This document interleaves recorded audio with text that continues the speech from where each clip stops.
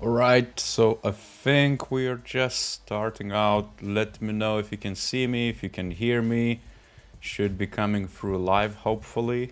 Um, as per usual, there might be a bit of a technical issues to get started, but do let me know if it's coming through in the chat. Pop a message, so I'm not just like miming to myself for no reason. There's a few things we're gonna do today, which are quite damn exciting. I'm gonna try to get someone to call in as well. Cool, I got a message, a feedback that we're running pretty good. Anyhow, so this is real about you. I mean, I'm gonna start with this corny speech. So forgive me if it's a bit too corny, but you know, it's massive thanks to I guess over 50 grand of reasons of why I'm doing this live stream, and it's every each of you. Again, you know, corny side aside, it's been a journey. I mean, it's years of video production. I think right now the Experience channel has a good 410 videos, which is massive. If you think about it, they started publishing maybe 3 to 2 videos a week, then kind of trimmed it down into like more quality stuff for like 1 video a week. But it's like 100 episodes on actual tutorials, you know, and high fidelity stuff and interaction design and things of that nature. And then kind of transitioned more into career advice, published a book, things of that nature. So it's been like a journey of a community building more than anything. And so I'm kind of splitting this live stream between the Design Squad community, which I hope you joined. If you haven't, make sure to track the link down on a channel somewhere or in video descriptions, because there should be somewhere. So join that. I guess, you know, the community is split between YouTube and Design Squad, but Design Squad is where it's at because there is private, not so private, I guess, publicly available, but a good community where you can ask questions and things of that nature. And I see a lot of things already popping up in the chat. So let me just quickly catch up. I'm also, by the way, on a good note, I shared the link on Design Squad. So if you want to have audible chat, which I haven't done live before, you can jump through that link. It's on Around app. Try to call in. I don't know if it's even gonna work. We can exchange, maybe ask a question, suggestion. No, happy to hear anything. So I posted a link on Design Squad, so you can kind of join there and try to have a chat. And I see already one person joined. So I'm gonna try to, you know, if you wanna ask a question, make sure to raise a hand there. Just emote and I'm gonna unmute you and position you to talk or anything like that. Wow, there's quite a few ones. So I see Deborah, Cosmos Beta, Source International, UIX Tips, Pat, Thomas, Creative Sidle, Michelle, an admin from Design Squad, and there's a few bits. And just to address one question immediately, so I am working with print item like flyer, brochure, etc. So I want to move into UI UX design. So now what should I do? Shameless self-promotion and a plug, but just get into a UX design book. It's literally written because of that.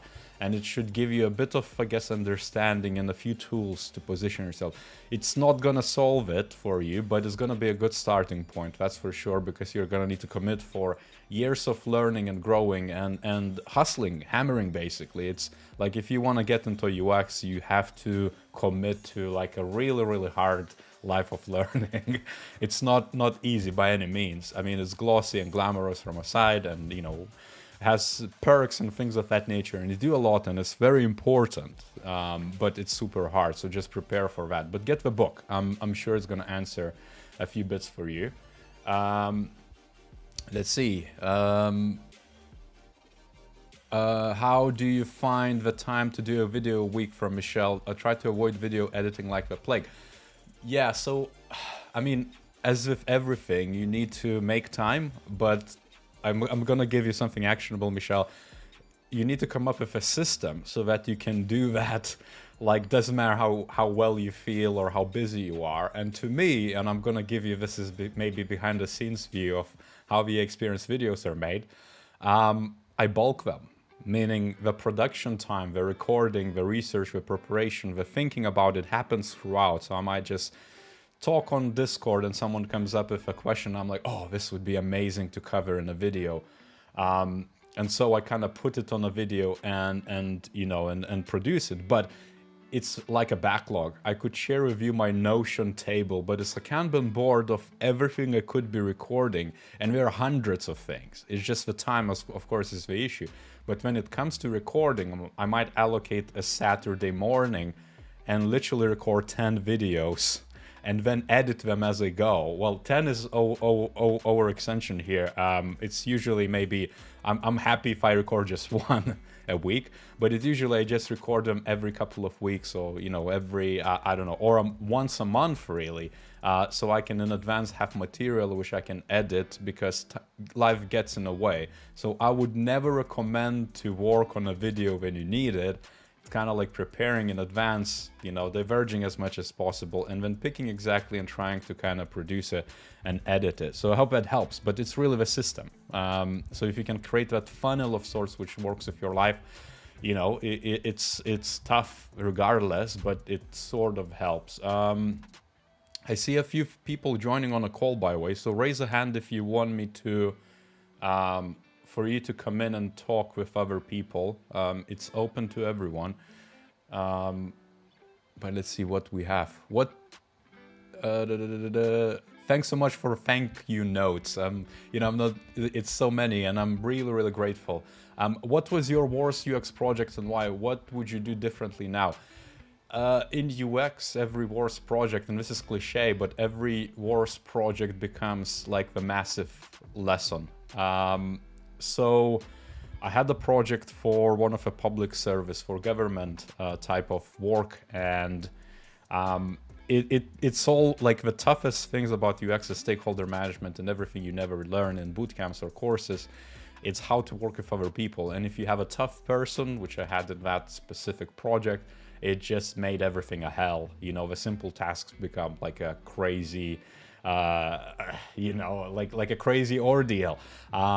But having said that, that was years ago. That case I use almost like I became like, quote unquote design leader, or at least I could lead now people because I knew how to deal with the worst of the worst situations.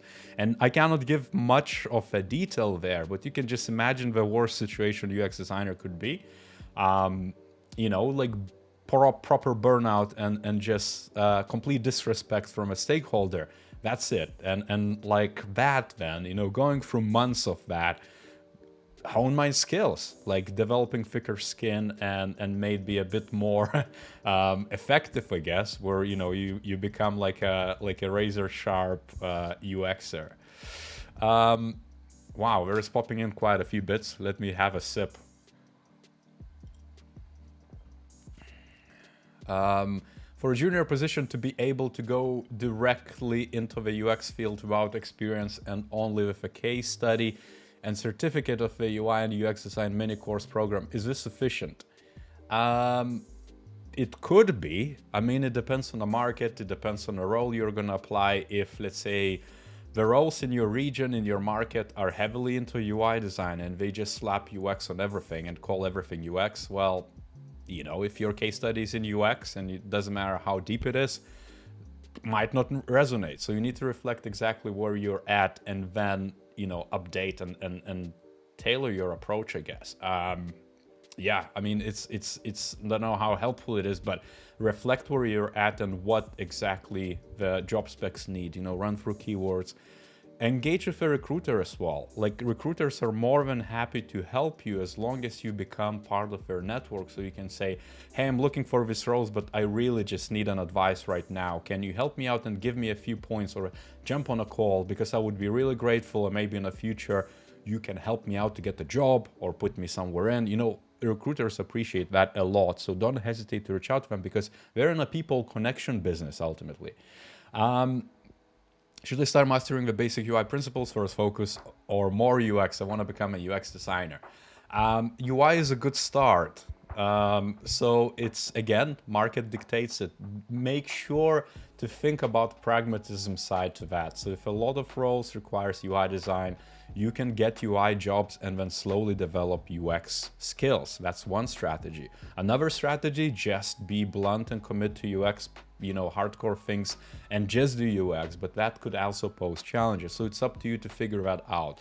Again, I cannot give you an advice because it might not work in certain regions and it would be, detrimental for your development or your opportunities.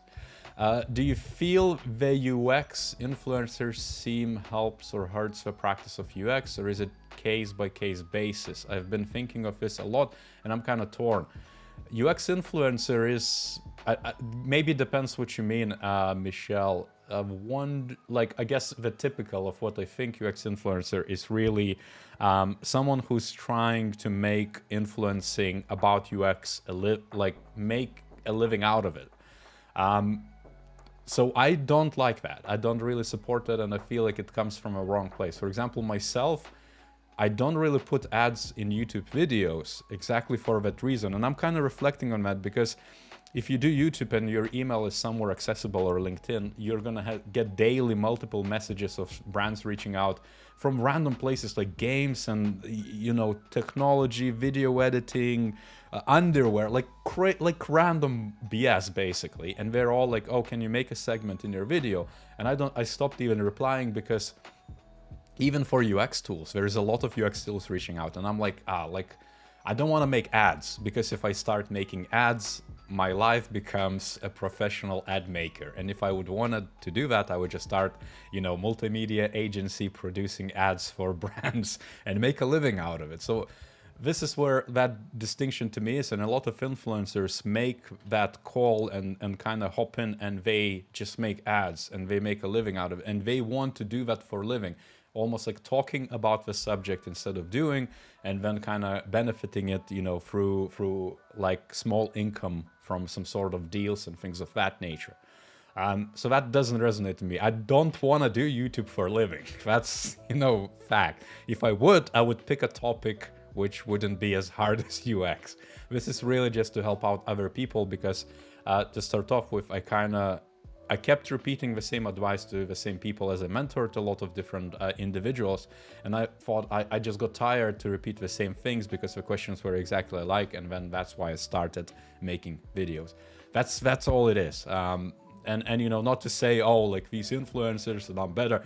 Not at all. It's just, to me, that's how I position myself. I don't want to do this for a living. I want to do this to help people. And I don't care, financially speaking, this is like, it doesn't cover the time by no means. I spend literally 10, sometimes 20 hours a week on things of these natures of like content and, engaging with community and having chats and things of that nature. So not like, those ad revenues or monetization from YouTube covers fraction of that, but that's not the point.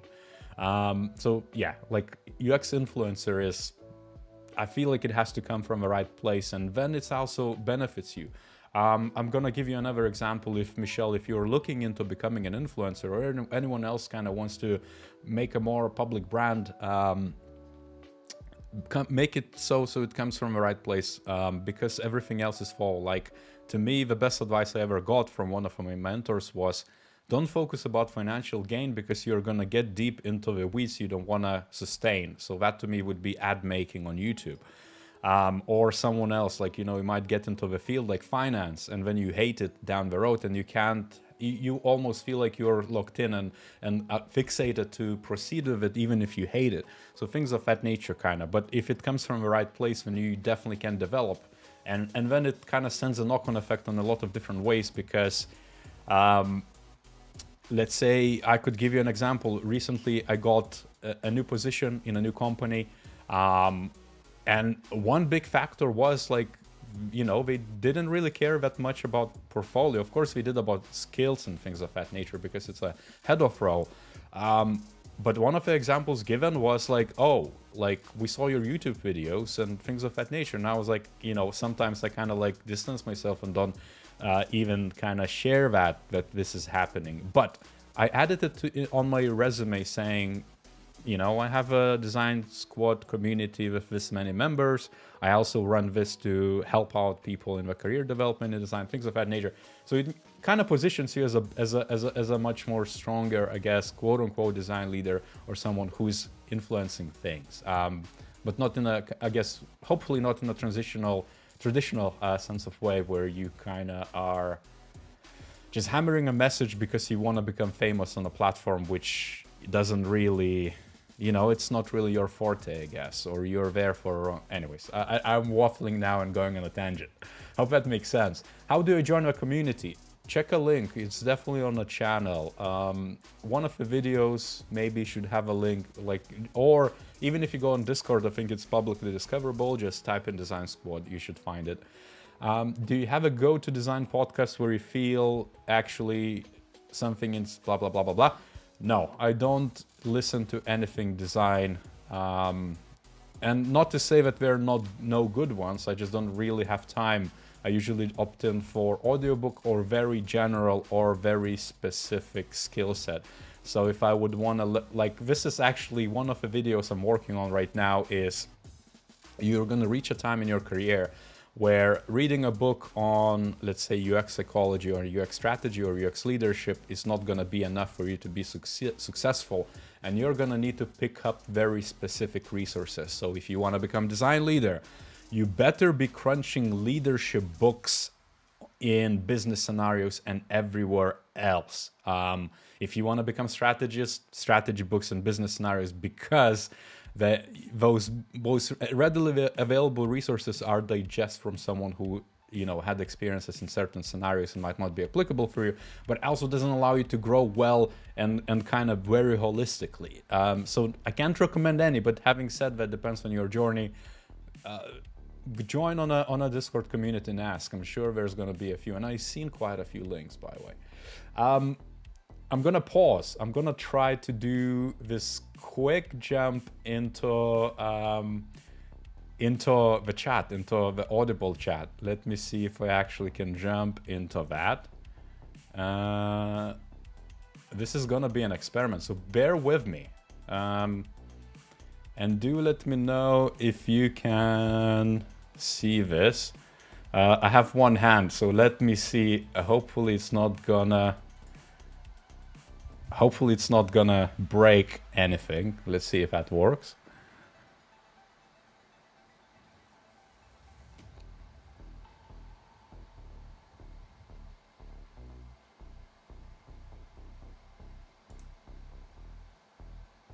All right, I just invited Soharda. Hi, bye. Hey, how's it going? Just invited Soharda. Hey, Hi, can you hear Soharda. me? Yeah, I can hear you. Can you hear me? All good. I'm the one who is always praising you on your chat. I love your channel. Oh no, awesome. Thanks, Yes, mate. yes. I think there's a delay. Yeah, it probably is, but anyhow, I'm really grateful. Do you want me to? Do you have a question or anything else? Anything I can help you out with? Yes, but anyhow, I'm really grateful. Do you want me to? Do you have a question or anything else? Anything I can help you out? Yes. So specifically, a small this thing. I had an experience as in I ran business for a few years. So I have a gap in my professional career.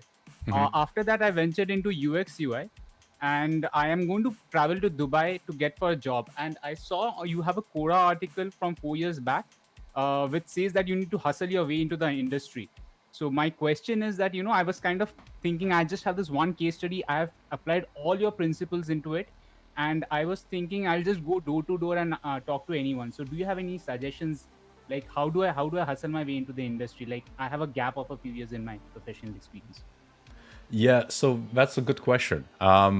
And to be honest, I feel like you could skin it a lot of different ways. But if you specifically want to infiltrate the market somewhere in, let's say, Dubai, and you haven't worked there in the past, and you have a gap in your resume or something like that, you can still add the skills you have in, let's say, your other work, because you probably were busy with something, or even start working right now immediately on case studies and, you know, the evidence that you can do the job. Another thing, if it's specific market oriented, that you want to infiltrate some sort of market like Dubai specifically, engage with the people in Dubai. Dubai has UX community. So I worked with people in Dubai, with one of the clients, and traveled there quite a few times. And there used to be a lot of different meetups and things of that nature. So the best thing you could do is really reach out to someone who could give you an advice of what does it take there.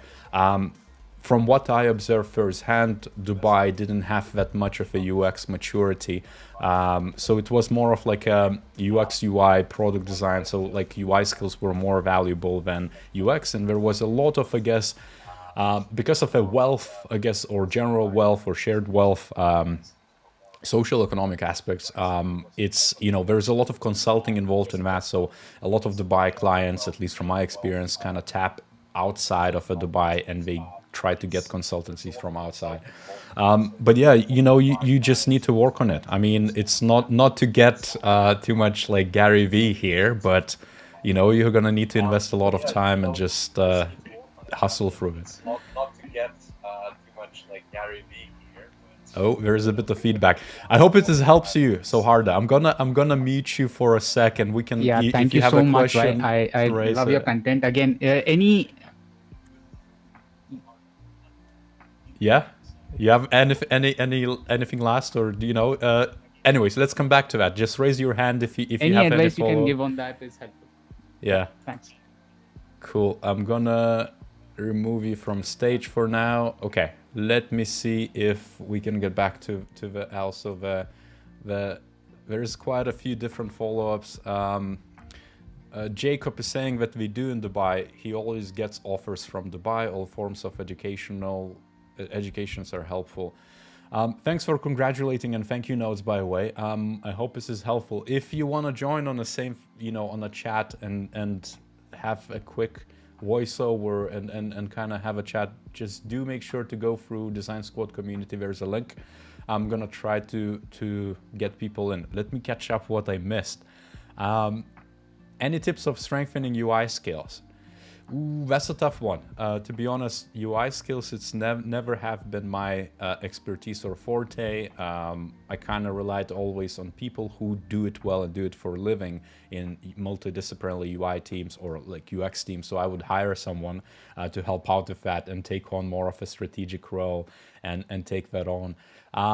But, you know, it's the same way any other skills. I mean, you're going to need to copy a lot, steal like an artist. Take out all like the things you want to learn from, or you want to learn a style in UI, let's say, besides heuristics and interaction design and, you know, best practices, copy it. I mean, UI skills is a lot about pixel perfection. So, you know, check Figma files, deconstruct it, spend an hour spending it, polishing it, and then you're going to learn. I mean, it's going to be inevitable, but you're going to need to commit to some hours and hard hours, basically. But it's all production. It's like learning code, basically, in programming world. You know, it's hours you spend troubleshooting, learning others' examples, copy pasting. All right, another from Michelle. Thoughts on graphic packaging design being a subset of UX? It gets a lot of flack, but the more I think about it, doesn't. Yeah, I mean, it's how holistic do you look at it? For example, to me, packaging or, you know, graphic design is part of, like, the biggest part probably is of a customer experience. So it's the scope you use. If you look at it from customer experience standpoint, or even service design, which involves so many different knock-on effects and touch points and, you know, perspective overlapping, you could definitely say, and if you look at even better, if you look at disciplines of UX, was it Safir? I'm blanking on his name. It's an infographic showing the bubbles and almost like a Venn diagram of almost 100 subjects. One of them is signage. Another one of them is you know, science and physical things, printouts. I feel like one of the subsets was even like a markings on a road if you design and experience in a parking lot, let's say.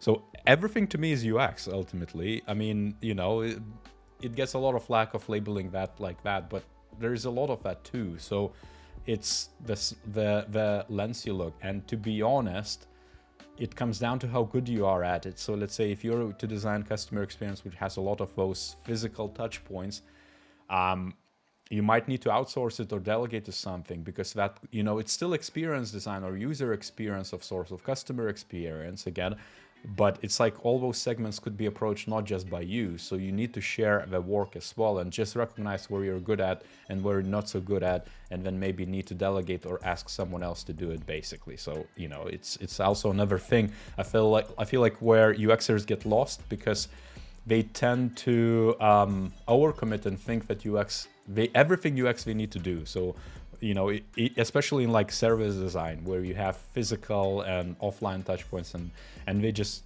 think that everything needs to be done by them. A lot of it could be done by other people in the team, because UX to me is a team sport. So if it's very complex, you need to rely on a lot of people, like from legal to product management to, holistic business operations, things of that nature.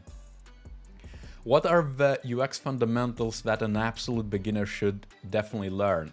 I guess user research and product design would be those two big, massive buckets. But between them, the interaction design, the strategy facilitation, a lot of stuff. That's why UX is a journey for a lifetime. You're going to spend a decade learning those skills and developing them. Do you think masters in interaction design or human-computer interaction is worth it, considering I'm a self-taught designer? Define worth it. If you want to get a job, invest the time in a portfolio.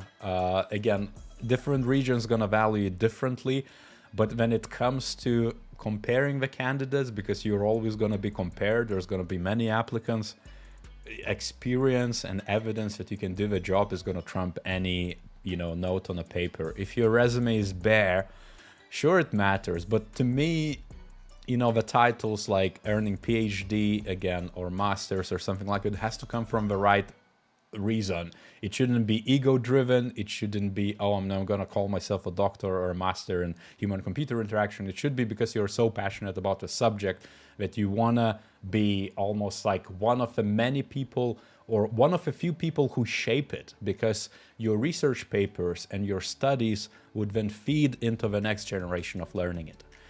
So again, if it comes from that, go ahead. If you can afford it and everything in between, do it. But it's, again, I like what Jacob just noted, all forms of education are helpful. Again, make sure it comes from the right place. So many questions. Jesus, I'm kind of behind with a few things. Self-taught designer. I have tried to apply a full-time remote role, but I've received declined emails. How can I bypass rejection? Am I doing, or am a dev alongside design? Okay, so I feel like getting rejections is actually a luxury, especially in a lot of markets where, UX is busy or busy in demand and you have a lot of candidates. So that's actually not a bad thing. The bad thing is when you're getting ghosted in the midst of interview process or getting it way delayed. Like I was applying for jobs months ago and I just got declines and rejections just now, so it could happen that. But if you're getting rejected immediately, that's good due diligence from the actual recruitment team and hiring management team. But what you need to do, you can always follow up with why. You might not get the answer. You can reach out on LinkedIn directly, but be inquisitive, like ask exactly why, get the reasons. Chances are you are definitely applying for roles you're not qualified, or there is not obvious match. It has to be a good match between the things. So that would be my take, reflect and be very, very kind of like self-aware where you stand and what's going on in the market too. Congrats on 50K. Found a job after 6-7 months of making case studies, working full-time and job searching. Your book really helped me. Awesome. Music to my ears. I really love those success cases, especially if it helps. It helps me to help you in a way, because I know that it's truly helpful and it actually helps people to break in. Is it bad to negotiate salary because I just got a rejection mail from a company after negotiation saying they couldn't any higher than the fixed amount? Well, it's push and pull. Like how, I mean, there's so many variables, right? But how bad do you want that job? How much of it do you actually need to break into the field, let's say? Because it could be that it's, you know, you could build up to that. Like the easiest way to get the salary increases is to jump from the job to the job. And it's unpopular opinion and people hate it, especially recruiters and hiring managers, myself included. I used to hate because, you know, you might lose a really talented person because you just don't have a budget, let's say, but they can get 20% increase jumping from the job, and they could spend just a year in a position and then get that increase. So you need to be also reflective of where you stand, basically what market situation is. Is it fair for you to challenge that? Sometimes, again, it's a negotiation, right? So you can negotiate, but if they are adamant and that's the, you know, the line being drawn, it could be that that's a reality. It could be that we have a set amount of budget. It could be corporate bandings, where for the specific roles, they have specific banding and they cannot, you know, go back and forth. If it's, let's say, I don't know, let's imagine that you applied for a job where you have an effective budget of 100K and they offer you 95K, I would go for it.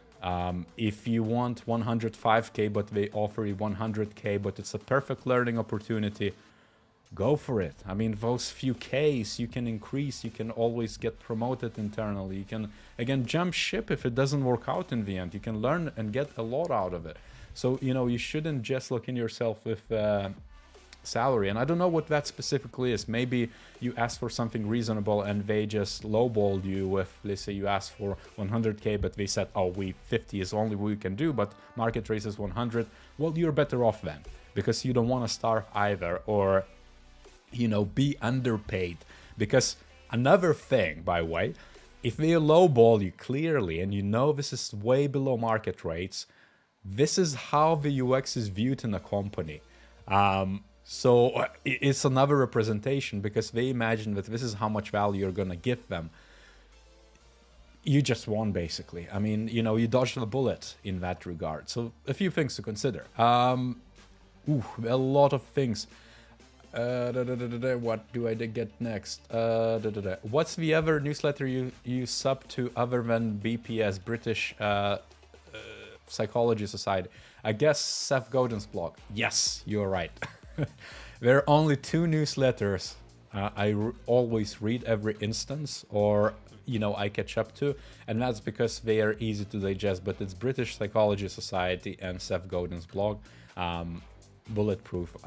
To be honest, a lot of, I mean, not to bash any other newsletter, but no other newsletter comes to that relevance to me as a person, I guess, but also the UX as a field. And majority of UX newsletters and social stuff, and that influencer stuff I covered in the beginning, it comes from the wrong place to me. It's always promoting something and selling something, and, you know, it's less helpful in that regard. Let's see. I get rejections all the time, but it's fine, especially when you get higher up. Exactly. I mean, you're gonna get rejected all your life as a UXer or designer or user researcher. Just be prepared, and you could be a superstar, by the way. I've seen people which I would just hire on a spot and make a role for them in the past, because they're just that good, but they would be struggling or get rejections most of the time. A 9 out of 10 would be rejected. And that's because other people or hiring managers could be, you know, I don't know, drunk, or they might not have an understanding of what it is to do UX or good user research, what it does look like. And on the flip side, maybe your portfolio is just not tied up. You know, there's a lot of variables which need to match up, but it's like Tango, and you have this vacuum in the middle. You're never gonna know what you're playing against or what that person had for lunch, because they might had heavy lunch and they went through your portfolio and you're like, oh, this is not to our standards, but in reality you would have done a spectacular job joining them. So another angle, you know, something to consider. So don't beat yourself up. Again, general advice for everyone, and a bit of a cliche, but don't beat yourself up for the things you can't control. Focus on what you can control and invest time in that, and worry about that, not about things of what some hiring manager, someone is thinking of it, because you have no idea what's going on in their mind. They might have had, again, bad night's sleep and made a poor decision, which is going to bite them in the end. So, who knows? Right, I'm going to jump through a few because there's a good storm, and I, keep them coming, the questions. Again, I might not come back, so just repeat the questions if I didn't answer it. I have been following your channel for a while and wanted to know if you have a portfolio page. Good question. No, I don't. I guess I have a website, but I haven't maintained it for years now. I do need to revisit it, so that's a good call out. But I don't. To be honest, when I was kind of like, I have a PDF of maybe a good 50 slides, and maybe I'm gonna actually make a video. If you wanna see it, do let me know. Of course, I'm gonna blank out every case study because some of it is, it's not for public eyes, and some of it wouldn't even be useful for you because, it's at a strategic level, at the leadership level.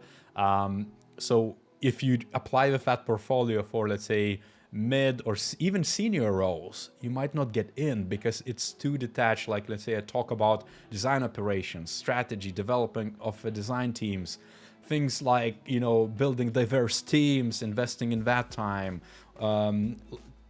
careers frameworks, corporate structures, like a lot of different things which no job is gonna need apart from, let's say, leadership level or head of roles. So like it wouldn't be useful for you. I mean, I can cover the general intro and outro maybe, but the case studies, again, would be dangerous to even share.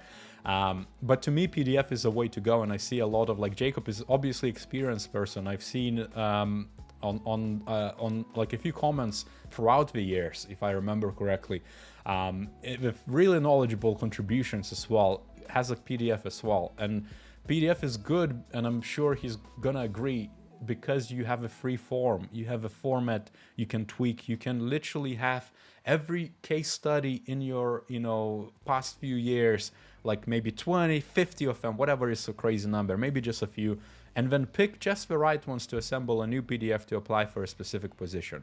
That's a perfect approach, and why, let's say, you would do PDF over public website. And also, public website limits you. You always have to make this A to Z story, which certainly in UX, in this multifaceted and multidimensional views and these scopes of strategy and tactical things and overlaps of the things, not always does the justice to tell it right. It's very linear, and UX is anything but linear. Of course, you have a framework underlying, which is A to Z, but the intricacies, the loops of things, you can't easily represent them in like, not free form thing. You could use Miro, you could use, I saw UXer before, same as website, let's say Figma as well, like free form. But again, you also need to avoid people working for you, so hiring managers wouldn't go for it and kind of like, spend a lot of time. They're not going to have enough time to figure things out. You need to figure it out for them and make the decision for them ultimately with, with convincing them with evidence, basically. Do you have any advice for UX team of one who works in B2B, whose sole focus is to work with product team to churn out feature-based items of work from the roadmap?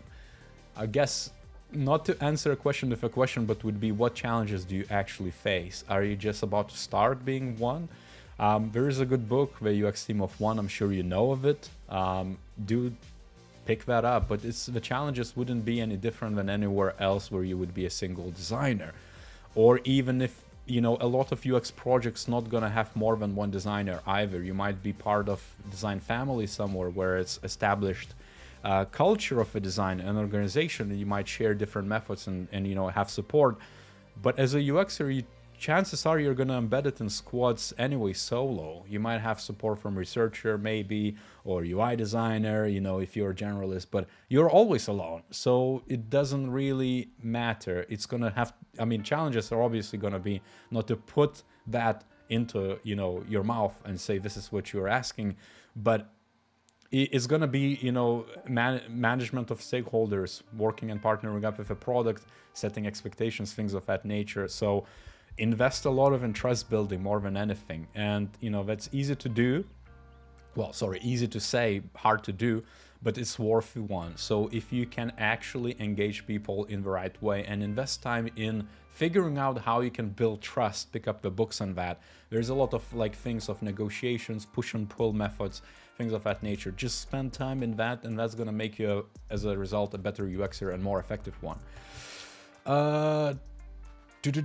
Sites are useful because sometimes postings give you 2 MB to upload your portfolio. Well, Michelle, I'm gonna challenge you on that one. So just upload your portfolio on a Dropbox, take a link. You can restrict it with a password as well if you have a paid Dropbox of $5 a month until you find a job. Go to bit.ly or some sort of URL shortening service, shorten it with a custom suffix, let's say bit.ly Michelle's portfolio, add that into your resume and application. So it's gonna work like a website, but it's gonna redirect them into PDF. So that's what I do. Cool. Hi man, I read your book and it was very helpful. My question is about how should one prepare for future in product UX design when increasingly tools become automated? To be honest, you don't really have to prepare. You're going to be taken on a journey because a lot of fields are experiencing the same. Make sure this doesn't come from the fear perspective. It comes from excitement and a sense of inevitability, basically. Everything is going to be automated at some point. Just have that perspective in mind. Your job is not, you know, whilst there is a lot of human elements, empathy, stakeholder management in it, it's going to be, you know, eventually it's going to be taken. If you zoom out a lot on a timeline, somewhere out there, you're going to be replaced in a good way. But to get to that state, it's going to be a slow evolution. Like, I'm going to give you an example. You could argue that design systems is a first step to automating design. And if you think about it, Figma and tools of that nature actually allowed it to be. Like Atomic Design was step 1, like a framework from Mr. Frost, if you know him, check out, which I'm kind of like sort of a fan, or I was a fan when I was involved in UI. Now not that much. But then, you know, Figma allowed it to be like, allowed to make that, I guess, transition and that ways of working possible to make it atomic and have libraries and things of that nature, variants, and, you know, building it up. So it's always like we're taking the steps, but to full automation, you're looking at like a decade, 2 decades, who the hell knows? But you're gonna take it on a journey and you're gonna need to learn those things and slowly get throughout it, basically. So don't fear it. I mean, you're just, as long as you come from the right mindset to learn things and join the journey, you're gonna be fine. Just keep on learning, exploring the methods, and at the end, you know, then there's gonna be that cutoff, which, by the way, there's not gonna be sharp cutoff. You're gonna be like, yeah, like, you know, I remember those days back in like 2022 where I was thinking that automation is gonna take my job away, but hey, look at me now. My job looks very different and I have the tools to do awesome work, and you know, the processes changed, technology caught up, and like my life is a breeze, which, by the way, I don't think it's ever gonna be. There's always gonna be frustrations, but you get what I mean, I hope.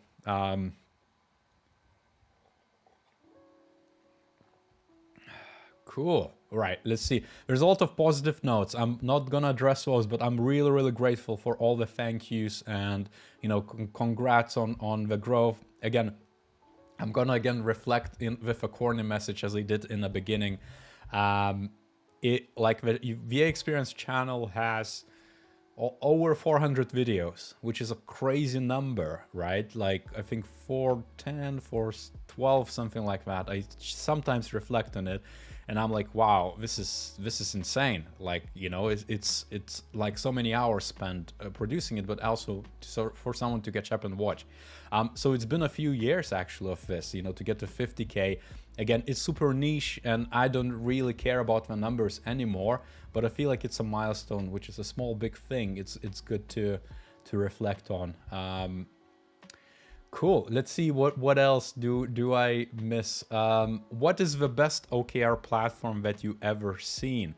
When you say platform, do you mean a tool online? I mean, to be honest, I'm gonna default to like Atlassian software, you know, like, or AHA, let's say, is another one.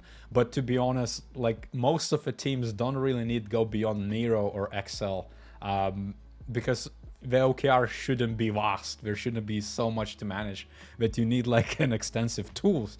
But if you are part of a bigger programs where you have a lot of products and, you know, program to manage, maybe it could be that you need to then invest in AHA or, you know, other tools basically, which allow you to easily roadmap and overlap the goals, the impact you seek from a business, and also feed in specific items from OKR perspective.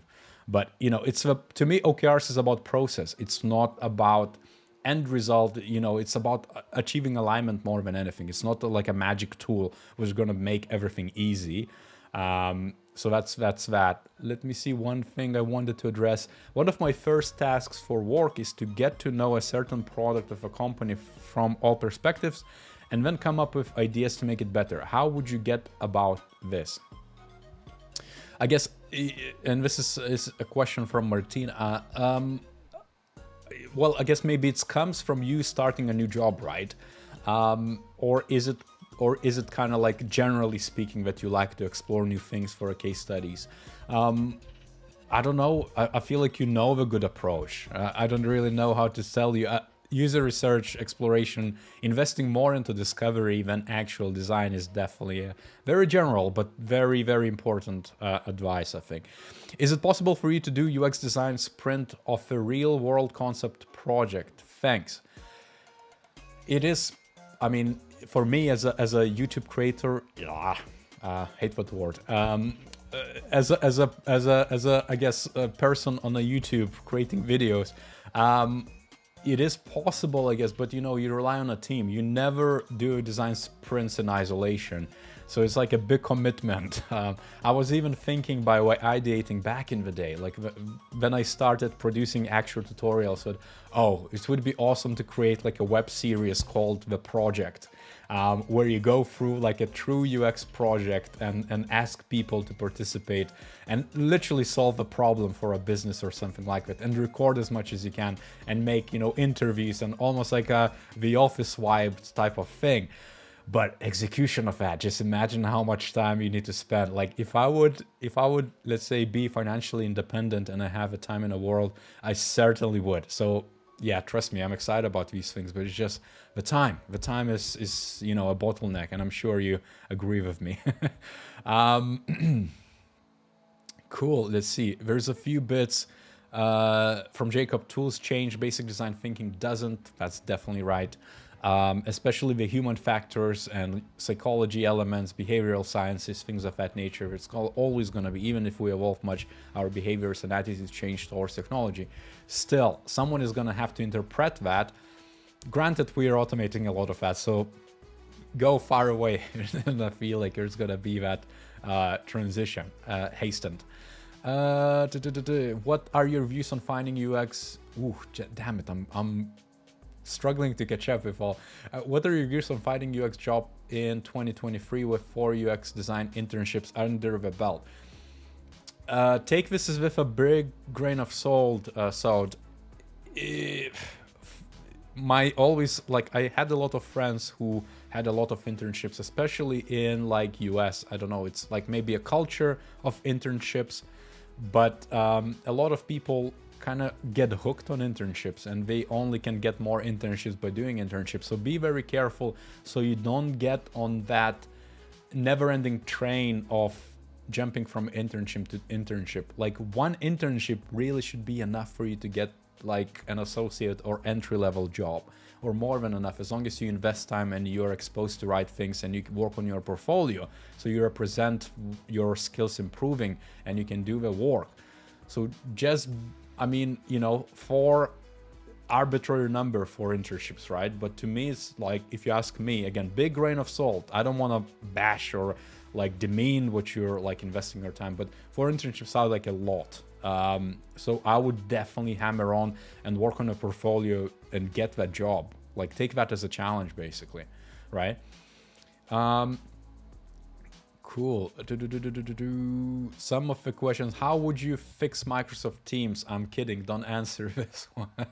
I'm going to give you one massive pain point, which I've seen in my team. So basically, in my previous work, I managed, by the end of it, I had like 20 people, multidisciplinary researchers, designers, and we used Teams. And every time we had a person joining, like a contractor or a full-time person, everyone would reflect that Teams is a massive headache in comparison to I see a lot of random questions. I'm gonna need to moderate. Be careful, okay? But anyway, so jumping from Slack or any other like way to Teams is very painful because the distinction between chats and groups is massive to comprehend. And like it's almost the same thing, but with a limited behavior in one or the other. I don't really now remember what. That alone is a massive headache. That needs to be sorted, basically. Needs to be simplified. They could literally just copy maybe, Slack's architecture, basically, for threads and simple chats and simple channels. Like a very, the taxonomy of it, I guess, where I'm getting at is very clear in Slack. In Microsoft Teams, it's all over a place, and I would even imagine Microsoft Teams has different teams or squads working for chats and groups and freaking other like random silos. My presumption, of course. Right, I'm gonna like, let's see. So many questions.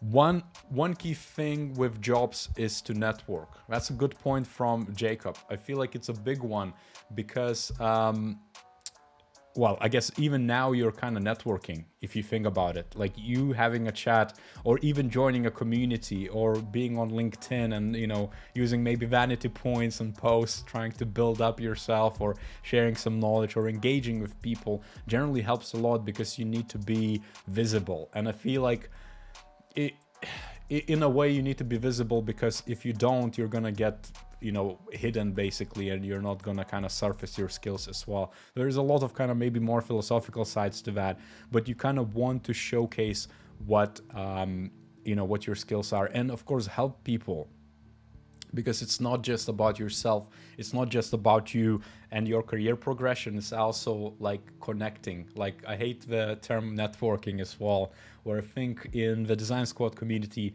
event, which I think Udipta, our moderator, ran and runs every month, by the way, check out that, opt in for that, it's really good. I kind of made a slideshow as well, like a key keynote to cover that.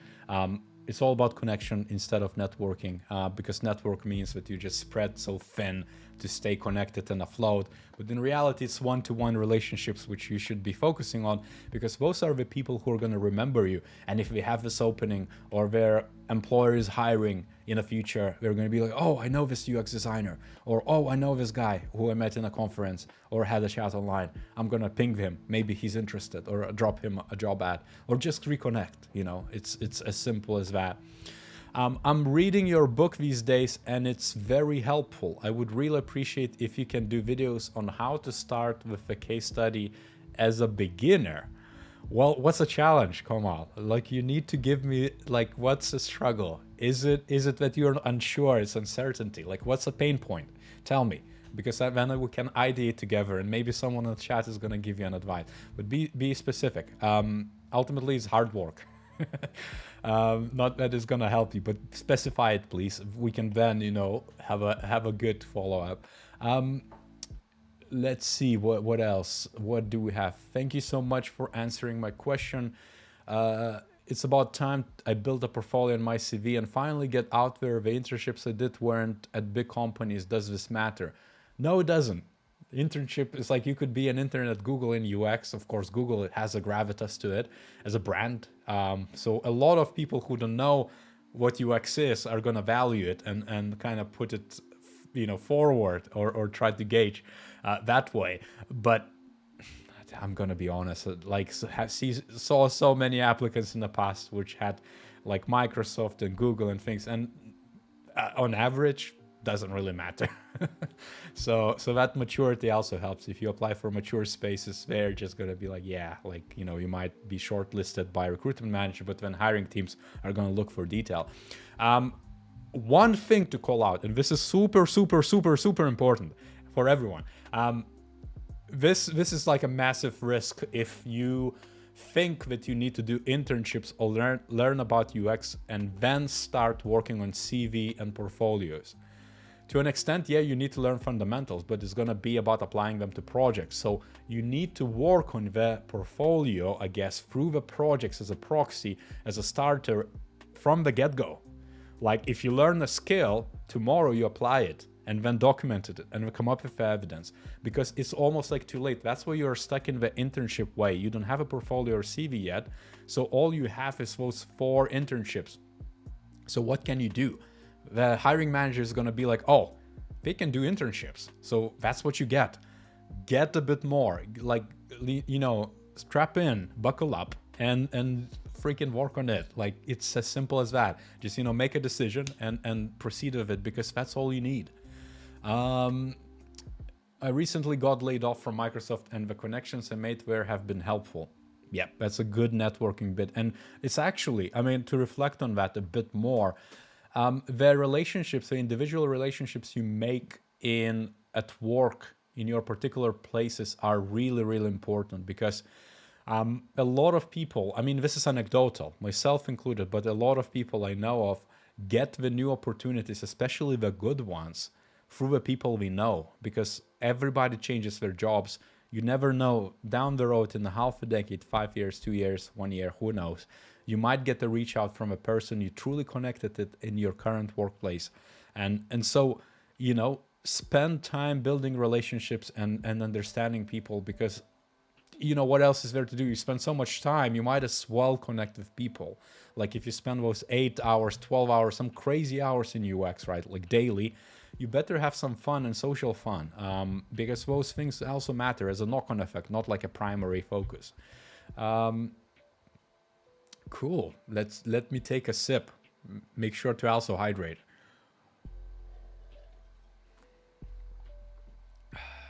By the way, if anyone wants to call in again, I posted a link on Design Squad community, so you can call in, we can have a chat.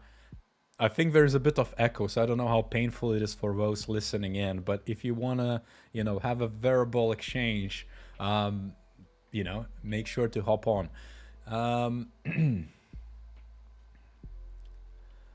Cool, there is a lot of conversations going on, everyone supporting each other, which is great to see. This is exactly why, you know, it's almost like a micro community in the chat, people exchanging information and helping each other out. How to start with a secondary research for a new app? Thanks.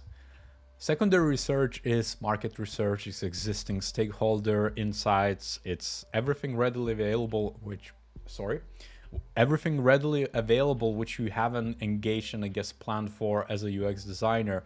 So, I mean, again, the challenge there probably would be just knowing enough, but if you don't know enough, that's where exactly you would do stakeholder workshops to follow up, user research to follow, but it's ultimately, you know, diverging and exploring as many inputs as possible. That's why, let's say in typical UX project, you're going to start with stakeholder interviews or meetings to understand why do we need this. Personally, the best thing you could do is create some templates for workshops. I have some design thinking templates and strategic design templates on my website somewhere. You can check that out, and as well in video I covered, so maybe Google for it or YouTube search. But you can walk through with the stakeholders through what they have in their mind and map it. Like, who is perceived user? What are the customer segments? What are the key challenges? What they are trying to achieve? Where you position? Like, you can use a lot of kind of workshopping techniques to draw that out. And that would also be part of that secondary research. But also quiz. Where do they coming from? Like, what are the hypotheses? Where is the evidence coming from? Like, what are they actually having to aid you in your journey? How to start with a... Oh, sorry, I'm repeating myself. Working as a freelancer using the UX case studies can be considered a good portfolio. This is it depends how deep, Marcelo. I feel like, you know, you can do a lot as a freelancer, but you're also gonna need to fight a lot to be respected as a UXer. You're probably gonna need to invest a lot of time, from my personal experience and kind of like talking to people as well who needed that advice. You're gonna need to kind of probably spend a lot of your time to do proper UX, because clients are not gonna value that much unless you got engaged purely for UX work and not UI work disguised as UI UX or UX work, which is, you know, it's apples and oranges. So, you know, that's general advice really. It's like you might, it's gonna be a good portfolio as long as you make it so, as long as the project is, you know, reasonably covered with UX methods and principles and activities, and you have enough evidence to carry on to the design. So just assuring that is really what you need. Cool, there's a few bits. I'm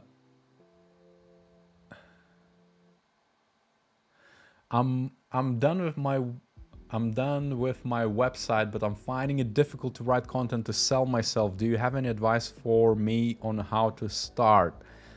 Don't sell yourself, sell your work.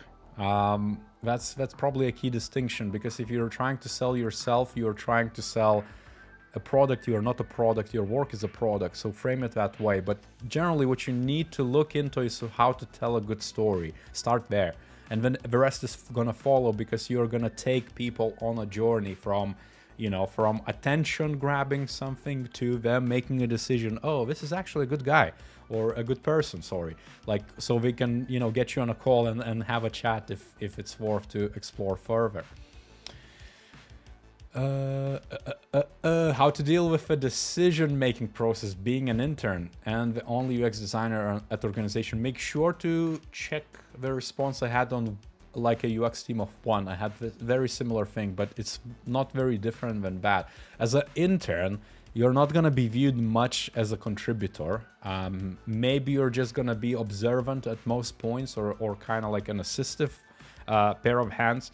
But you also need to just be fair with yourself, because as an intern, you're there to learn of the real life-like scenarios UXers face, not to do UX job. I feel like people get like, you know, massive inflated egos over this, because we feel, oh, but you know, I still contribute and I spend time. Yes, you do, but it's different kind of like, you know, perspectives. So you need to soak in a lot, and then just pair up or collaborate with people who are experienced in UX, and hopefully you have some UXers in that company. Otherwise, you need to mentor yourself and learn from people in the likes of Design Squad community and ask for advice, but be specific. Say, this is the challenge. What should I do? Does anyone experience that? Don't make it general, like, oh, what should I do as a UX designer, as one UX designer? Because it's too general. They're going to give you an advice which you can't apply. So make sure to isolate the issue, and then it's going to be easier for someone to help you out. Cool. There's a lot of exchanges about Japan and Japanese stuff. Actually, this is quite interesting to me. I might need to, you know, follow back and read the chat in detail, because it's interesting to understand different markets and different needs. We talked about Dubai, let's say, before, and how we rely a lot on consultancies. My personal as a consultant in UX back in the day was that experience too.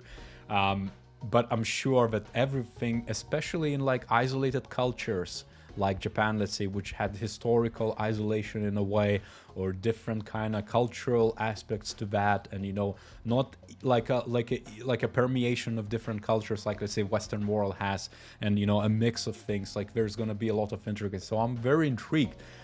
Jacob, maybe I can ask you as a challenge. You could write up, maybe if you don't have, maybe you have a blog post or article, UX in Japan, or something along those lines, or make a video maybe. I'm really interested to understand that. Cool. By the way, I loved the differences between UX and product designer you made. Yeah, and I feel like the more I think about it, or anyone thinks about it, the more different we are.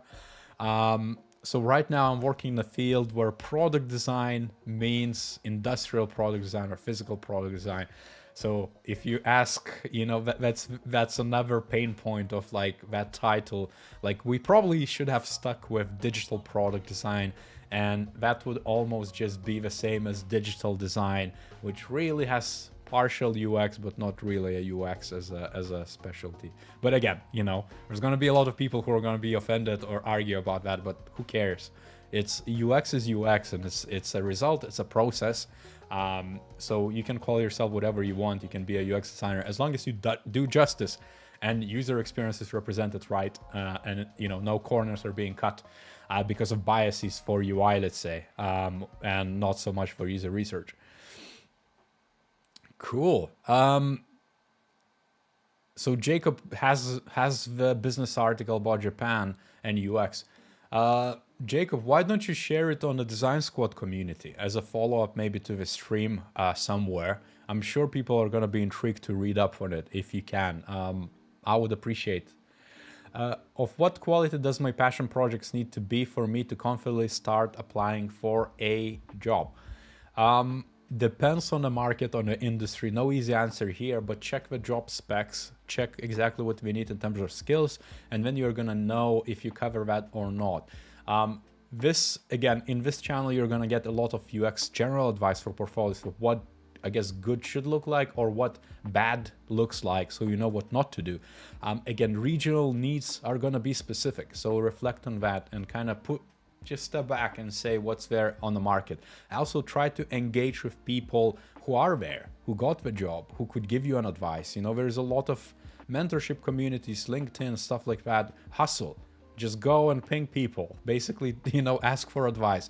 Everybody's gonna be more than happy to help you as long as you are specific with your ask and it's not kind of general, because nobody has time to kind of think for you. So frame the problem, go to people, they're going to give you advice, and we're going to be more than happy to help.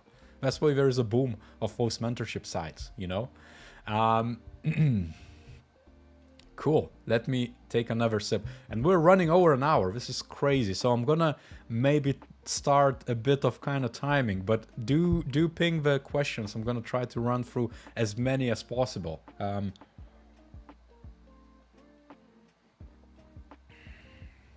What are must-have deliverables to feature in a UX case study, and which ones could I skip and save for an interview discussion? My portfolio is geared towards hiring managers at the larger companies. This is a mixed one and tough one again to answer. Depends how much of a UX heavy it is, how much research heavy it is, how much product design heavy it is, because that's what you would need to prioritize and favor. My portfolio, by the way, which is more leadership oriented and design ops, design org development oriented, like, lead and above level, I literally just I tell a story in a very short, format, and then pepper and say, I add a caption, example persona, so that it's obviously that there is more to it, that type of thing. So you could approach it that way, but just be careful so you don't shoot yourself in the foot. Know exactly what the market and the job spec needs. If it says UX research is very important to us, make sure that the deliverables for UX research is there. If they say UI wireframing and all that jazz and BS, the typical stuff, make sure to favor those and highlight those. It's as simple as that. Different and larger companies are not that different than smaller companies. It's the industry what matters. It's the maturity of a design what matters. And larger companies not necessarily going to have mature design teams. That's one thing. It's like, granted, if it's big tech, someone who paves the way and has a lot of standards in place, like Google, like, FAANG companies, they're gonna have high standards. So you're definitely gonna need to have a portfolio which sparkles with everything, but then storytelling is gonna be still a must. Other companies is gonna be a mixed bag. So know your market, know the job specs, crunch it, research it basically. Don't just apply. Don't just bake a portfolio, one portfolio, and then just go and hammer through different openings. You're gonna get rejected more than accepted. That's the reality of it. So you need to tailor it. How did you connect your headphones with PC? I don't know. Like, how do you mean? I guess a random question, maybe a bot. Who knows? Let's see. Can you just suggest some courses to learn UI, UX both? And what about interaction design foundations? Are their courses good? Yes, we are. I guess I'm not affiliated. Well, kinda I am, I guess. You know, I add a link, affiliated link under the videos, but I'm not making ads for them, and we're not really officially sponsored. But if you ask me, this is the only place I used to learn specific technical skills. And I feel like it's the only quality space so far, or for now. There's a lot of courses, of course. You could just Google and stuff, read the reviews, read what people did. Make sure to track down the outcomes too, so it's not just kind of like, you know, like they say, oh, we're gonna give you the job in the end. That's magical world. Doesn't work that way. They might give you some introductions, things of that nature. Majority of the people are not going to get the job because the jobs are not just growing on trees. But interaction design foundations, having said all of that and almost going on a tangent, is pretty damn good selection, because to me, it follows a good specific learning principles where if you know what UX is about end to end on a high level, and you have a specific problem, or you know that your project is gonna involve mobile UI design or app design or interaction design or specific user research, go pick specific snippet or a little course package, a work parcel, commit to it, do that course, and then you're gonna be better off because you learned something, because you had the challenge. That's the only thing why interaction design foundation for me is a good way to approach things. I don't really recommend any courses which go to UX end to end, because UX takes decades to learn. So, you know, it's just gonna be too surface level, too spread out thinly. It's not gonna be deep. It's gonna be just jumping from activity to activity, talking about deliverables like personas, empathy maps, and then jumping into ideations, maybe engaging with other designers as a user testing effort, or having a person coming in and telling you about some sort of business setting. That's, you know, it's far off from what reality of a UX looks like. It's much harder than that. Cool. Now imagine doing this level of QA doing a game release, goes a mile a minute. Can't imagine. I you know, this is only 50K subs mark, right? So there's not that many people who like engage and get surface content. So I'm kind of happy, but it is like, you know, especially in the beginning of the stream, it was quite hard to keep a track on it. And by the way, on that note, again, I think I'm gonna, you know, add these type of transitions here, but thanks everyone. You know, not to get corny again, but, you know, like 50K is a massive milestone for niche content, where I'm not really trying to grow the channel more than I can afford to time-wise. And it's not my living. I don't want to make a living out of this. I don't want to be a YouTuber full-timer. And if I would, I probably would pick a different topic. Something to do with, like, you know, like something doing with the hands, like DIY or woodworking. I wouldn't kind of do this because the subject is tough, and, you know, thinking about it more than I have to, than my job requires, is also challenging. But, you know, UX is awesome. So that's the motivation. And also, if it helps people, I'm super happy. But thanks so much for everyone as well. Let's see if there's an obvious question I can quickly get to. I notice most tech startups in Africa doesn't invest in UX research fast. I have been having issues working with one, as there is no existing data to fasten UI design.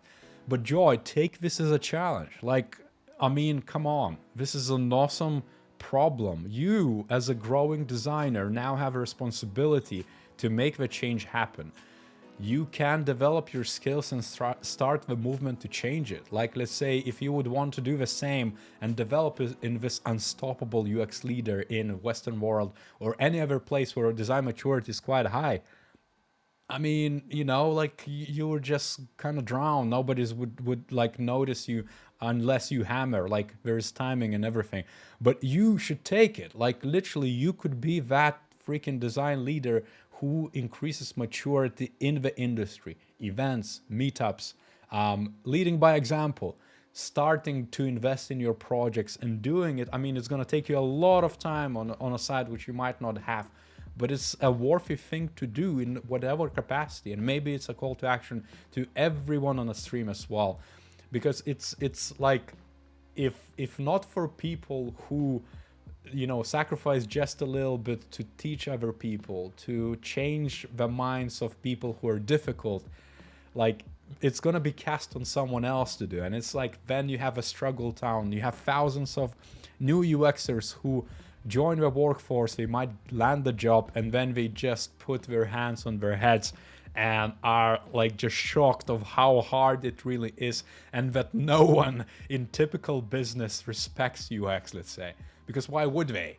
There's not a person who would stand up and say, I'm going to make the change. It's going to be me who's going to solve it. So be that person.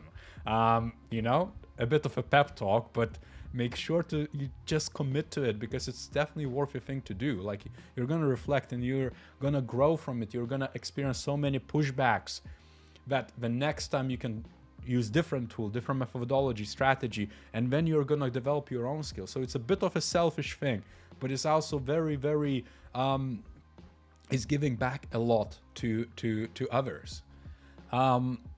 Question from Sean: any good e-commerce B2C UXR books to recommend?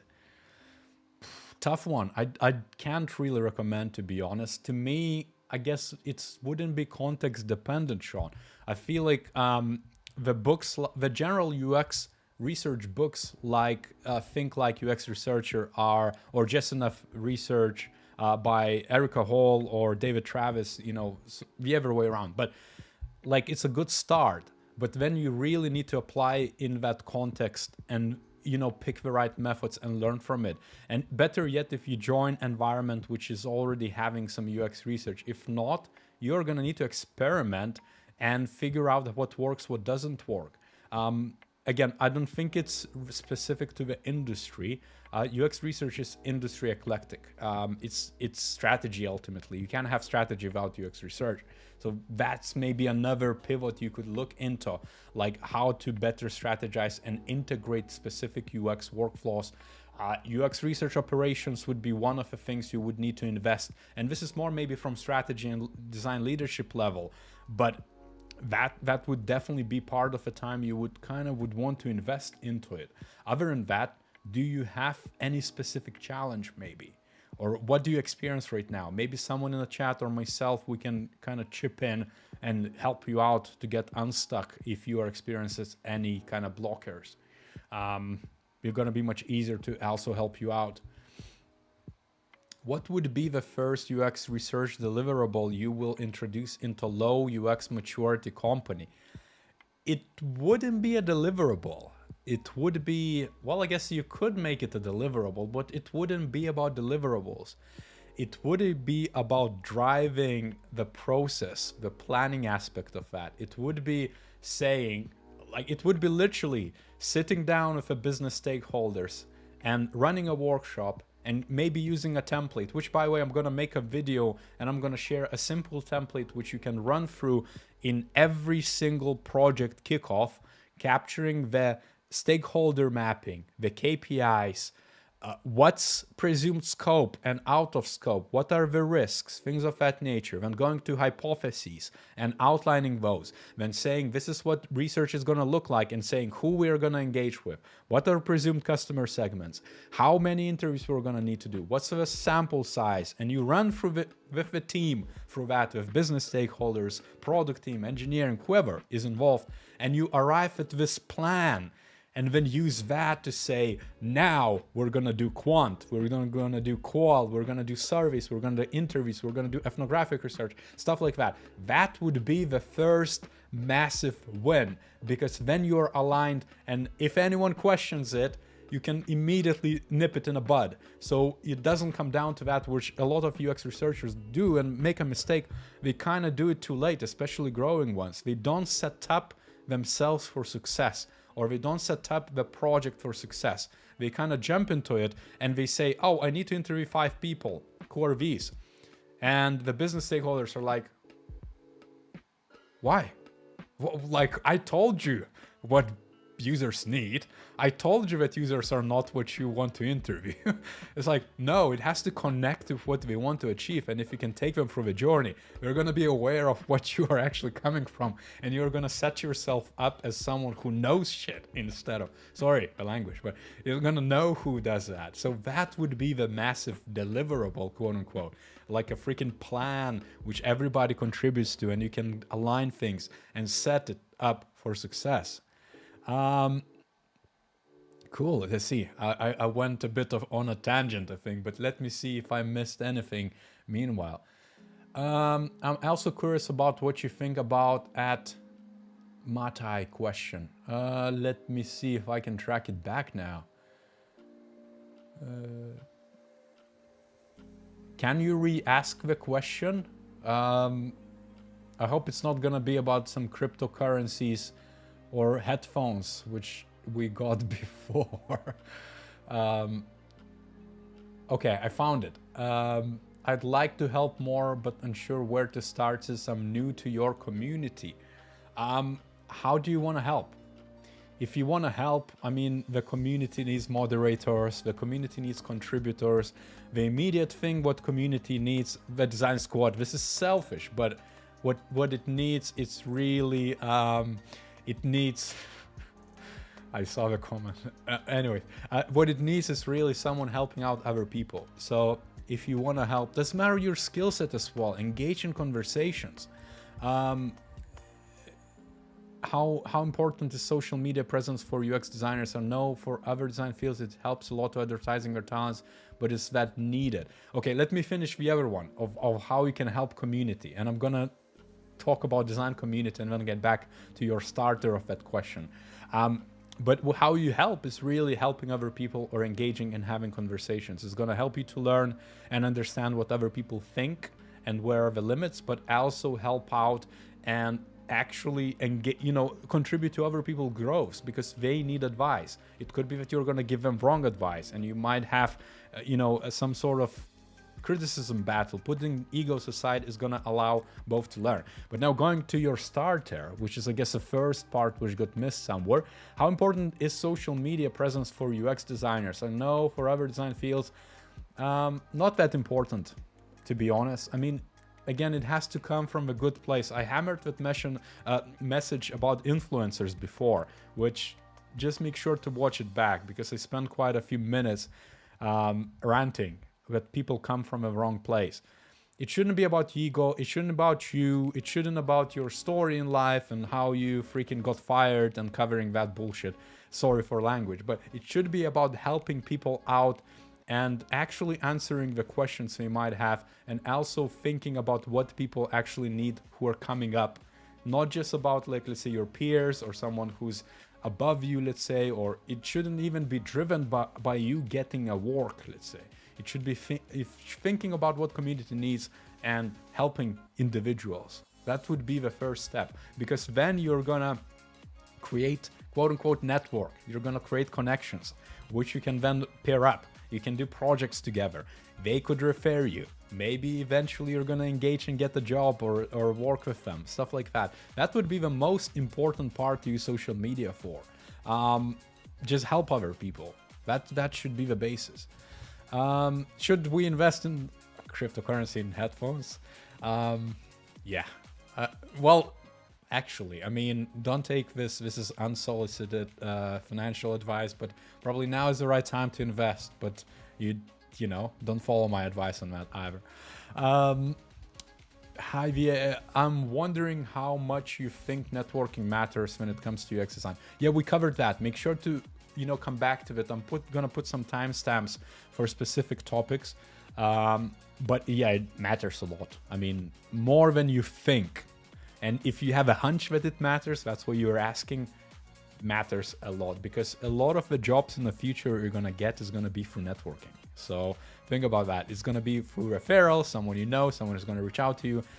It's also gonna be a lot about connections you have. And like, I had a chat the other day with a recruiter, and he told me that like my profile kind of came up because we had mutual connections on LinkedIn. Small vanity point, right? Like just a metric saying we have like 5 mutual connections, clicking on it and seeing, oh, look at that guy, I'm gonna engage with him. So that type of thing also works, but make it meaningful. So it's not just kind of like an empty request or something like that. Help other people out, and then you kind of can connect it.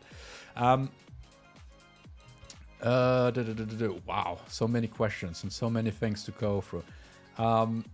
Indeed, it is a process and a deliverable. Looking forward to that template. Let's see if we have a similar idea on the process. From Cesar, yeah, I feel like if it resonated, it probably is then. Cool. All right. Any other questions? While I take a sip, any comments, anything else? I also would love to hear out if anyone disagrees with anything too, because it's that's how we learn. It's like the challenges usually drive us to all deeper thinking, ideating of what is what, how things are connected.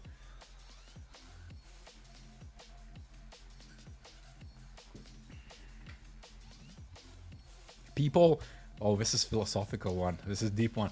People keep talking about putting users first. I don't believe it is true, especially when it impacts business. What do you think? Yeah, I mean, putting users first is an intent. It's aspiration. It's an action of it's a process. Some I guess even some businesses like gov.uk comes to my mind, which has even stickers like merge made users first. But even there, even if their standards are like supreme, like chef's kiss, they're amazing. Like if you could work, like I worked with them and I learned so much, like literally their standards for research, for the process itself, for interviewing a heckload of people, bringing and actioning the services, stuff like that is there. But the caveat here is that the projects never start with the user needs. They start with legislative developments. They start with quote-unquote government business. Of course, the knock-on effect, you could argue it's about population and what people need, like the citizens and things of that nature. But the user needs are getting surfaced after like the discovery, like after that initiation and legislation is coming through. Like for example, EV development in the UK. You know that if you followed my channel, that from 2030, all new vehicles in UK which are sold are gonna have to be EVs. Drawn the line very sharp. What led to this was a lot of consultations, a lot of talk about sustainability, probably years of this discovery and a lot of back and forths. So you could argue this is business driven more than anything.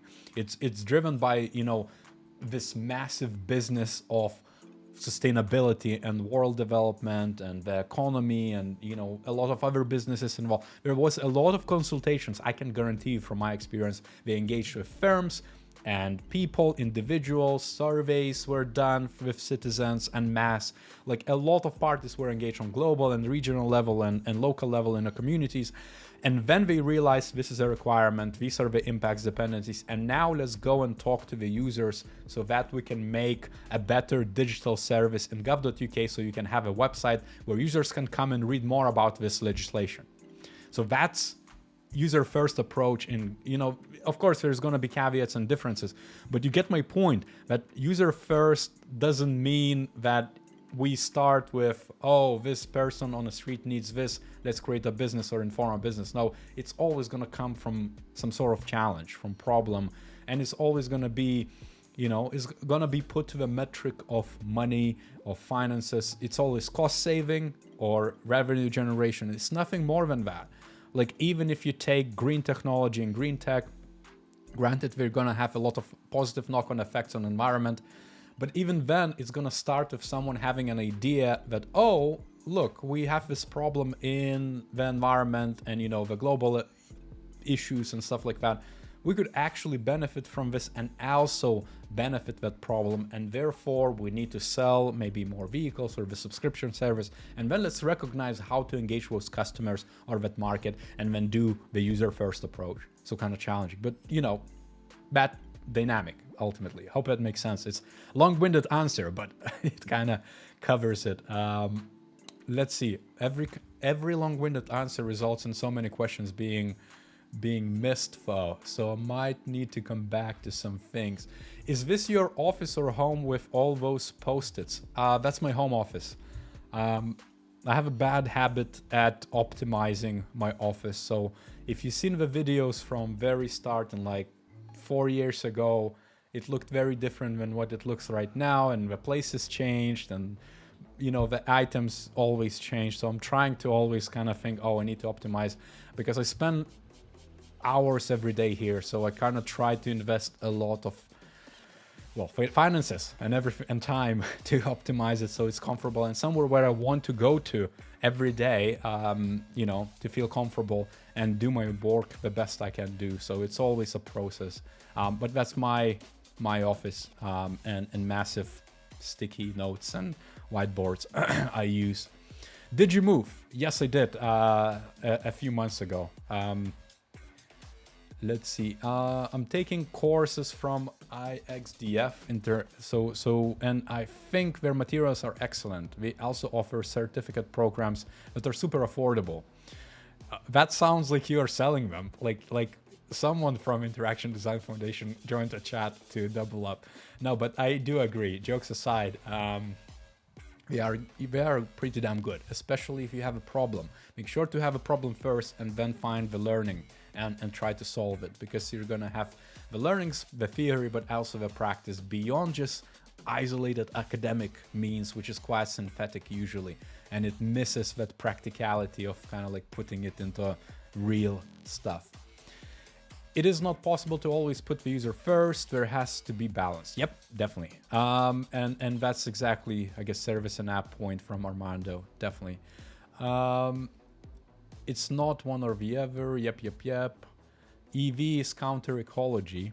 Arguably, again, depends where, depends how. I was also even thinking, if you remember our challenge with EV adoption,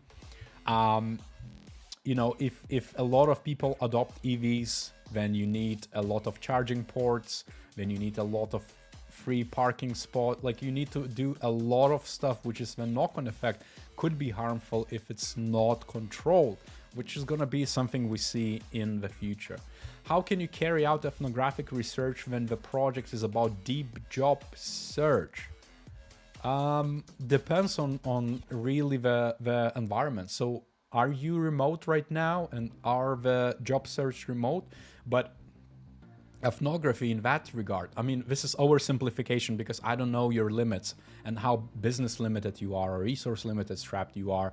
But it's really following the person, being that fly on a wall. So you would need to, if you want to do ethnography and someone is looking for a job, you're going to need to follow them. Who are they first? Are they, I don't know, someone who goes to the job center, applies the application, and then kind of collects welfare or something like that while they get the job? Or are they more like a tag-based, like someone who, you know, can afford or have savings, like that type of thing? You realize who you're going to follow and then engage with the user and ask to follow them, or dig their brains and ask to show you how they're doing that specific journey element, or better yet, end to end. So you need to kind of, you know, become that fly on the wall and just find a way to engage with the people who would allow you to observe them in a natural environment, ideally for the time, which highlights all the different pain points and, you know, dependencies, basically. Wow, there's quite a few different bits. I wish there would be some sort of prioritization in this regard.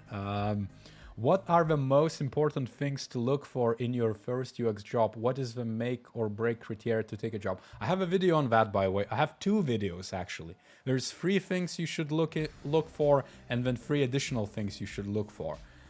Bottom line, it's going to be about learning, over earning, because you're going to have a lot of time to earn and upgrade as long as your needs are covered at whatever you define as a basic needs, and you learn a lot and you have someone to learn.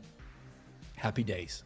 And there's of course more to it, so make sure to look on the channel and search for that. Like I think it's 3 things of what to look for in a job or something, and it's a general note, but it applies a lot to every single situation. As a product designer in the same company for a long period of time, how can we keep ourselves updated compared to service-based companies? Well, I mean, it's very specific question, to be honest, but it's gonna be the same means. Like, to me, what would matter, again, take it with a big grain of salt, but it's gonna be about more of the industry developments and competition, and actually like the signals of the upcoming things, the convergence of different tech and social economic factors, the global developments, things of that nature, something. This is what you should keep in mind. I mean, besides, of course, the Figma and all that other product design jazz, which you already are doing. So if you want to develop into a more strategic, impactful designer, and you want to keep up with that, because that would be a natural for progression, you should really look at the, those product dependencies, basically. Of course, there's more to it, but, on a basic level, that would be a start. What's the difference between level 1, level 2, and a senior product designer at your company? Oof, I don't know which company. My current company, there is no such thing, but maybe previous companies. But are you specifically thinking, or is it a general notion or general take on the industry? Like, it's not specific to a specific company, is it? Level 1, level 2, and senior, if it's in that sequence, level 1 is probably associate, or kind of like a junior level person, someone who's entering the workforce. So it's on a job spec, it could be anything from 1 to 3 years of experience required. And that one, of course, doesn't mean you have to have a job for 1 year. It means you have to be representative so you can do the work at that level, which means passion projects, UX projects, case studies, evidence. Level 2 would be midweight, and then senior. Midweight is somewhere in between, is basically developing into, if you take, I'm blanking on a name, and it's really hard to recall specific details and names. But there's career frameworks out where you can check exactly what each of these mean. Ultimately, as a junior, you don't have to be a master yet at any specialties, but as a midweight, you should master at least one subject or one discipline in UX. And as a senior, you're gonna need to have maybe 1 or 2. You kind of like branch out and you become much more strategic in a way. Granted, you're still individual contributor, you're still working with your hands and tactics more than management, but still, like, just look into that. Cool. You covered junior quite a bit on the channel. I'm more curious about the transition from level 2 to senior. To be honest, I would challenge that notion. Like, the things I cover tend to be because there's a big noise or the big saturation of those questions from juniors, because to be honest, they need the most advice, because there's like uncertainty drops with the years in UX. Like you're always going to have uncertainty. You're always discovering things of what is what, but uncertainty drops throughout the years as you develop as a UX designer, basically to the senior. So that's why. That's purely from my stance for UX content. But give me a question, basically. So like transition from midway to senior, I can make you a video on that at some point. I have a big backlog, of course. But the more specific you are with the challenges, the more likely I'm gonna make it for you. So, think about it. What is the actual problem? What is the challenge? In what capacity? Join the community design squad. There is a suggestions tab for the community, but also VAEXPERIENCE video tab, where my videos are being auto-posted, so you can always keep up to date, or use, comments on the videos, ask for clarification. I'm gonna be more than happy to respond to you, if of course I can, because a lot of questions are very general, so you can spend days replying, paragraphs and stuff. Make sure it's specific, and then, I can take it into video or answer it immediately, and maybe help you unblock yourself in any way. Have you ever shared your YouTube channel earnings? No, I haven't, but it's very low. If you look at, I think, UIX tips, you've seen my first thing about the influencer stuff, and that my goal is not to make a living out of this or make this as a business, because then I would just be like in learning business, I guess, education. I'm still a freaking UXer, UX quote-unquote leader, like manager, have my work, which is a full-time job, and more than that, like also advisory work. So that's where my income comes. This doesn't cover at all. Like this would cover, it's fraction, like literally, like I don't even want to talk how laughingly small those, outputs are. If this channel would have millions of views and millions of subscribers, it would be a different story. But it's like the time I spend on this is like nowhere near. Like, it buys me a coffee, by the way. So thanks for everyone who are members on the channel and things of that nature. I take that more of inspiration to keep on going. So the channel right now, VAEXPERIENCE has, I think, around what's like 20 members, and that costs them, which I'm really appreciative. I don't even, to be honest, it's a symbolic thing, but for some people it's a lot of money. It's like, £2 or £5 a month. I don't, it's that. And after YouTube takes that, it's like, it's minimal. It covers my coffees. But I use that, not that it covers me financially, but I use that as an appreciation token from people supporting the channel because they want to see more. So it inspires me to keep on producing content, if that makes sense, and keep on doing it. Because to be honest, it's hard. It's like sometimes you have nothing, or you don't feel like it. The work gets to you, or like you have no time whatsoever, or you have things, life developments, things of that nature. Like I had COVID and I still did because I knew that people need that, or this is what I was committed to. I didn't want to have a break just because I had COVID, even if I felt like, battered. So that's ultimately where it's coming from. Cool. Organization design is a really good matrix of a seniority progress. Yep, there's a lot of that. Hey, I was away for a bit when you were explaining the UX research process in real life situations. Did you mention that you have a template to offer? And if so, where could I purchase it? It's gonna be free. There's, again, no purchases. I mean, like, it's not about profiting out of this. I'm gonna make a video and probably walk you through what I would ideally want to do, or what I'm doing really in projects. Every kickoff of a project, when you get together with the stakeholders and people like a core team, SMEs, how to walk through A to Z so that the next thing you do is literally plan the research, recruit the users, and do the research. And, do everything like questionnaires or whatever you need to prepare for, but basically walks you through a process and everyone is aligned and there's no surprises and you're happy and people know what you're gonna do, and there's no questions like, why do you need 5 users for this? Or why do you need to talk to them? Or like, how long does it take? You're gonna align it all. That's what's gonna be the template about. And it's something my teams used in the past, and a lot of people in my teams contributed, like seniors and leads. So I don't take any credit for that. Not that I'm showing anything right now, but it took years to develop a framework which would be easy to walk through A to Z, and maybe it's gonna benefit you. Who knows? I mean, there's a lot of ways to do this. Cool. Last question before I run for a family lunch. And I'm gonna wrap up as well, but let me just answer these few. Last questions before I run for a family lunch, but what are your thoughts on whiteboarding during interviews? If you were a hiring manager, would you really need to see wireframes or just the process? No, I wouldn't. I wouldn't do any exercises. The portfolio would need to cover it. And if it doesn't, I would proceed with a candidate who covers it. That's my personal take. I don't want to waste my time or anyone's time. Time is like extremely valuable. Like even spending 10 minutes on a whiteboard is 10 minutes too much, because I could review 5 portfolios during that 10 minutes, It's overhead. It's just so much time. That's my take. I feel like the hiring process is overcomplicated. I feel it can be simplified. Again, that's why you do portfolios. And if you have portfolios you can rely on, and if hiring managers are sane, they even know what they're doing, they're just gonna be, good.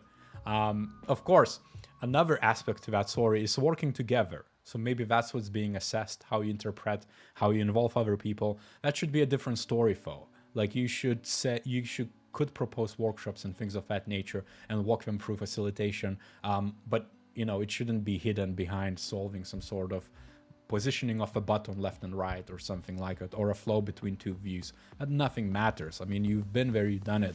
Your resume and your portfolio should cover it, because you would even know Yep. I feel like I missed the second part, but that definitely applies. Cool. Let's see if there's a last question. One last one before I wrap up. And again, massive thanks for everyone. Again, make sure to contribute, because this process of doing this, Sean just landed at 20 bucks. You didn't have to. I'm gonna need to, I can't return it to you, Fo. So I already appreciate, Sean, because you're a like long member and been participating in so much. So this is not needed at all. I owe you. So, putting me in a tough position. But having said that, thanks so much for everyone. Like, make sure to contribute, Fo. You know, I really appreciate and love to see comments on videos. If you don't agree with something, challenge me. Like, literally, like, this is what keeps it going, and this is more about community than myself. That's why I don't share much personal stuff. I keep things about, you know, passion, work, and strategy and UX and everything in between. You know, like, if you want to get to know me, fine, but it's all about this, so it's beneficial for you. Let me know what you need, though. You know, you can be specific. Oh, Jesus Christ. Right, I'm gonna wrap up a stream if, you know, if people are keep giving this. No need for it. Like, literally, don't, like, I'm not even, like, you know, making this like a humble thing. Like, don't freaking drop the money. Spend it on yourself. Buy a book if you need to. Maybe there's more value to that. You know, buy a copy of my book. That's maybe gonna be a bit better. But anyhow, my point is, you know, don't send a 100k, Jesus Christ. My point is, I'm really thankful and I'm really grateful, and I might do more live streams. If you like this stuff, do let me know again. Like, you know, I'm on the receiving end. So the more you participate and share feedback and ask questions on a design squad, or, you know, on videos, or ping me an email. Like, I have limited amount of time to respond to everyone. The more specific it is, the more likely I'm going to respond. But I mean, come on, like, I'm really, really grateful. So keep on keeping on, and let's do this. Thanks so much, everyone. I'm gonna wrap it here. There's a lot of developments. I don't want to get any more donations than I need to. So have fun with your weekends, and I hope you have a good time. And thanks so much for tuning in. Let's talk. See you later, everyone. Bye.